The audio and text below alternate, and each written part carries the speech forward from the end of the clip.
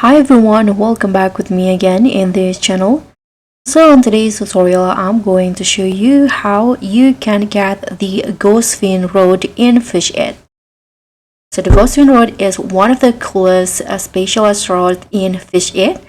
And here I'm going to show you the hidden location to get this rod and what you need to do to complete the quest and get the Ghostfin Rod as the reward.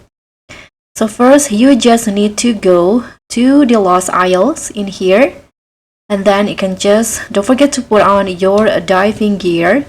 You can just dive to the, this buildings right here. The Sisyphus statue. Okay, let's just dive in here.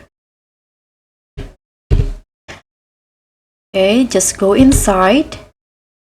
And you'll be arrived in the Sisyphus statue. And once you're here, you can just go right, and there will be this quest called Deep Sea Quest. So in here, there are 4 missions that you need to complete. The first one, you need to catch a 300 rare or epic fish in the treasure room, which is inside the Lost Isle, but it's in different buildings. And catch 3 mythic fishes at the Sisyphus statue, which is here. And catch 1 secret fish also at Sisyphus statue. And last one, you need to earn 1 million coins.